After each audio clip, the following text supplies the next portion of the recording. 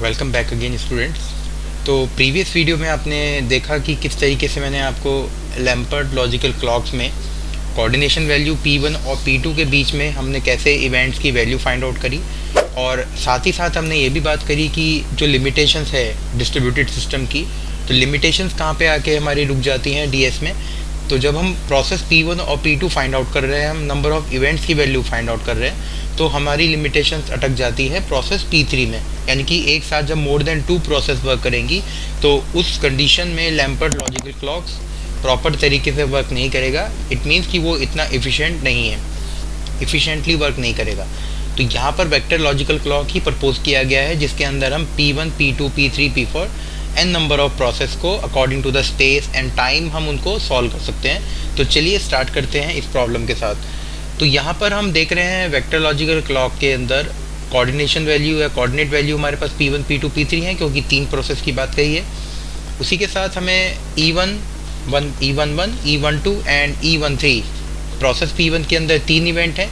Process P2 के अंदर हमारे पास 4 इवेंट हैं, देख रहे होंगे आप E21, E22, E23 and E24। और प्रोसेस P3 के अंदर हमारे पास 2 इवेंट हैं।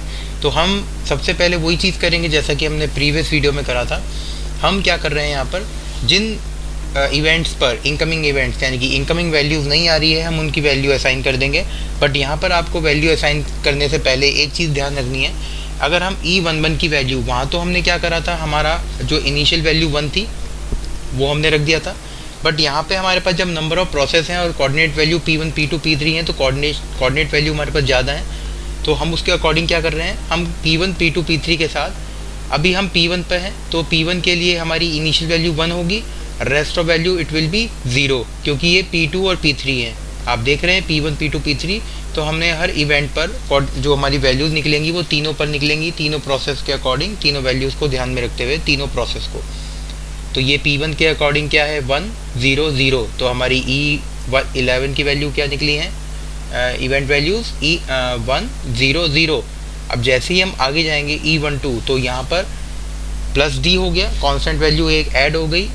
जैसे कि आपने प्रीवियस वीडियो में देखा था, मैंने आपको बताया था कि हमारे पास अगर A हैपन्स बिफोर B है, तो वहाँ पर क्या हो रहा है, प्लस D होता जा रहा है, CIA प्लस D।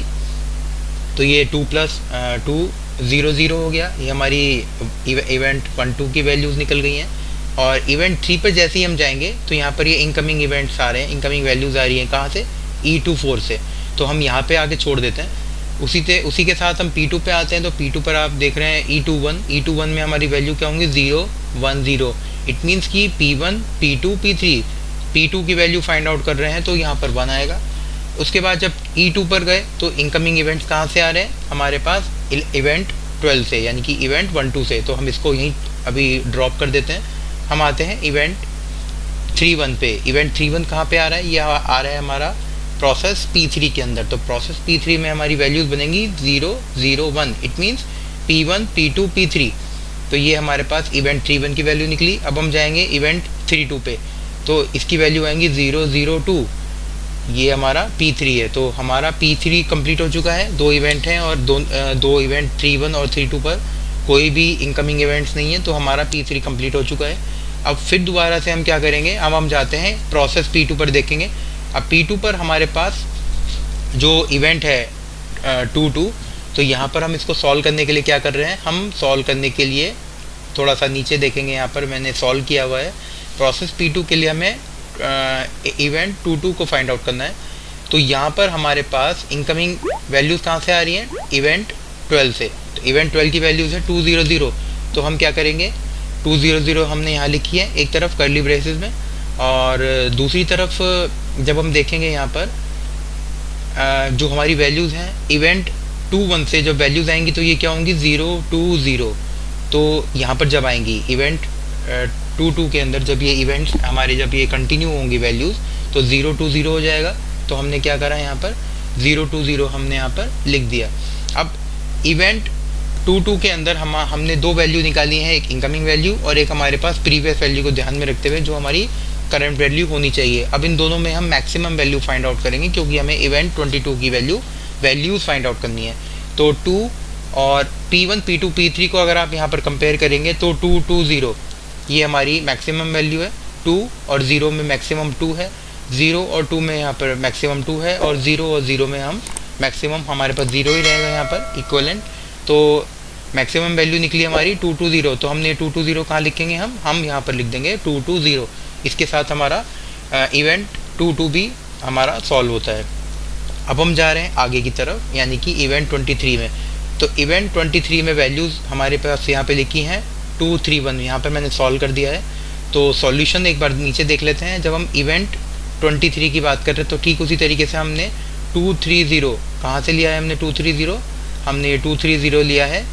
ये जब हमारी कुछ वैल्यूज़ आई हैं, यहाँ पर आप देख रहे हैं 001, तो 001 को हम एक साइड लिखेंगे और उसके साथ 230, इट मीन्स जो इसके आगे ये कंटिन्यू होगा, इट मीन्स इसी को हम कंसिडर कर रहे हैं 230, यानी कि P2 की वैल्यू एक बढ़ जाएगी 230। और जब हमें दो वैल्यू मिली उसके बाद हमने इनको कंपेयर करा, 2 और 0 में मैक्सिमम 2 है, 3 और 0 में 3 है, एंड 0 एंड 1 में 1 है। तो हमारी जो मैक्सिमम वैल्यू निकली है 231। अब ये इवेंट 23 की वैल्यूज़ हमने यहाँ पर लिख दी हैं 231, तो इसी के साथ हमारा 23 भी सॉल्व होता है। अब हम जब आगे बढ़ेंगे 24 में, तो 24 में लिखने से पहले हमें क्या करना है, हमें ध्यान रखना है कि हमारा यहाँ पर इवेंट 13 भी अभी इनकम्प्लीट है, वैल्यूज़ उसकी नहीं आई है। तो हम क्या करेंगे, फटाफट से यहाँ पर 23 की जो वैल्यूज़ थी हमारे पास 231, उसमें हम 24 के अंदर एक ऐड कर देंगे 2, P2 हमारा एक ऐड हो गया प्लस D, यानी कि 3 + D 4 हुआ, और 1 हमारा एज इट इज़ रहा। तो इवेंट 24 की वैल्यूज़ निकली हमारी 241। तो अब जब हमारे पास इवेंट 24 की वैल्यूज़ भी निकल चुकी हैं और P3 हम पहले ही सॉल्व कर चुके थे, तो ये अब हम क्या करेंगे, हमारे पास केवल एक वैल्यू बचती है, वो है हमारे पास इवेंट 13 की, 13 की। आपको दिख रहा है यहाँ पर, ये मैंने एरो लगाया हुआ है इसलिए ओवरलैप हो गया, तो खाली आपको 3 दिखाई दे रहा है, बट ये इवेंट 13 है। तो इवेंट 13 की वैल्यू निकालने के लिए हम क्या करेंगे, हम इवेंट 13 की वैल्यू निकालने के लिए यहाँ पर लिखेंगे 241, क्योंकि 241 क्या आ रहा है हमारा, 241 हमारे इवेंट 24 की वैल्यूज़ हैं। और उसके बाद हमने क्या करा है, उसके बाद हमने 300 लिया है। 300 आप देख रहे हैं, ये 300 ये हमारा आया है जब हम इवेंट हम जब बात कर रहे हैं इवेंट 13 की, तो ये हमारा इवेंट 12 से आया है। तो ये जो हमारा 100 है, 200 है, उसी के साथ हमने नीचे करा हुआ है 300, यानी कि P1, P2, P3। तो जब हमारे पास दो वैल्यूज़ आई तो हमने यहाँ पर भी मैक्सिमम वैल्यू निकाली है, 2 और 3 में मैक्सिमम 3 है, 4 और 0 में 4 है, और 1 और 0 में 1 मैक्सिमम वैल्यू है। तो इसी के साथ हमारे जो ये सॉल्यूशन है हमारा, जो हम ये इसको सॉल्व कर रहे हैं, जो कंप्लीट हो चुका है, हमारे पास सारी कोऑर्डिनेट वैल्यूज़ हमें मिल चुकी हैं as per the problem P1, P2, P3। तो इस तरीके से हम नंबर ऑफ़ प्रोसेस को साइमल्टेनियसली उनकी वैल्यूज़ निकाल सकते हैं, उनकी क्लॉक वैल्यूज़ निकाल सकते हैं, और हम इवेंट को फुलफिल तरीके से हम उनको प्रॉपर तरीके से एग्जीक्यूट कर सकते हैं। तो ये एग्जांपल नंबर 1 है, और मैंने यहाँ पर नीचे एग्जांपल नंबर 2 की बात करी है। एग्जांपल नंबर 2 है यहाँ पर, जहाँ पे P1, P2, P3 है।